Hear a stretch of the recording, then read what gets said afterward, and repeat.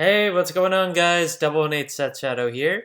So, with the BCS tournament going on for Bushiroad right now, this is also the second regional tournament in the States for what am I talking about? Shadowverse Evolve. I'm sorry, I played Card Fight Vanguard as well, and I just came back from the BCS yesterday. But the regional for Shadowverse Evolve just took place today, and from some news that I just picked up, it's not official yet. The top 8 breakdown seems to have been it's interesting.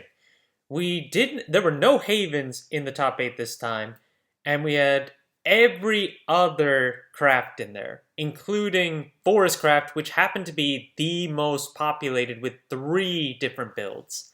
And from what I also heard from that source, it looks like Forest Craft took home the trophy this time. So that's nice for me to hear, being a Forest Craft main. I'm curious to see which build it was. I mean, effectively, there are only 2 builds that are typical. A third, if you want to consider the spicy tech that one of my local players plays. But ultimately, yeah, Dragon was in the top 4, I think, and Rune was definitely in the top 4, I remember seeing. But we'll have official results coming soon, so I'm not going to get delved too far into that. We're going to go straight into the market watch from here, and we're starting with the set 1 boxes, which now have 5 listings available starting at $85, so we are running out of quantities again on these. More or less, they're getting consolidated again into these separate 5 listings. There are actually a good amount of quantities, just not that many listings, and the top price right now is 110, so it's 85 to 110 right now if you want to pick these up. Then the next one I want to go over is Cerberus, with all the fluctuations that the super legendaries have been getting, and then the legendary version has been creeping up in price as well. I ended up selling my only copy that I recently picked up for 18, but now it's $22, and the market price is just under 17. And then when it comes to the Evo, that one is still not too high priced. It's $7 right now, and it still has 22 listings. The Super Legendaries are still doing things. We've got 3 listings at $65 for the base form, and $31 is the base for the Evolved form. And I'm more curious about the Evolved, given that the market price doesn't seem to have changed that much. Yeah, nobody has been buying them. Top recently was the end of last month at $18. So not much change there. But what about the base form? Same thing. It was end of last month that it sold, and nobody has been buying this card since. So even though this card does have a skyrocketing price, nobody has been buying into it. So I would anticipate that there will be a drop in price on this eventually, but I don't know how long it's going to take unless someone else starts to buy them at high prices. So it's really who decides to cave first, the buyer or the seller. Dark Dragoon Forte, the super legendary, has taken a dip in value, another dip in value overall. Last sales were about $40, but now we have listings that are in the $30 range, and there's even one listing right at $30 with shipping. So this one is still going down, which for the super legendary that makes it somewhat affordable, but Dark Dragoon, or actually that doesn't really apply. The ultimate rare is the Evo version, and this one is the base version as the super legendary. So normally, when you think about it, when you have a mid rarity between the base and the really high rarity, the mid rarity is usually going to get ignored. But because this is just the base form of Dark Dragoon Forte, this is its high rarity. So for it to go down, that's not a very good sign in terms of Dragoncraft's value, but at the very least it means it's better for sellers to max rarity their Dragoncraft decks. Erd Evolved, this one is now down to 3 listings again, so it's now facing close to another buyout.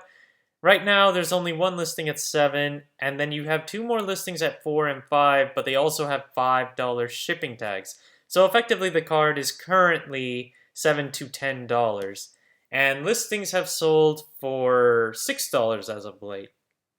Now, Erd had this buyout before, and despite the fact that more copies ended up on the market, we had a flood of them hit the market. So I would anticipate something like that will happen again now that this news is going out. So we'll see what happens. But I can't anticipate Erd going much higher than this unless players just really, really need to have it. Juno Secret Laboratory, the ultimate rare of this card, is now $80 minimum and has been selling recently for $60 plus.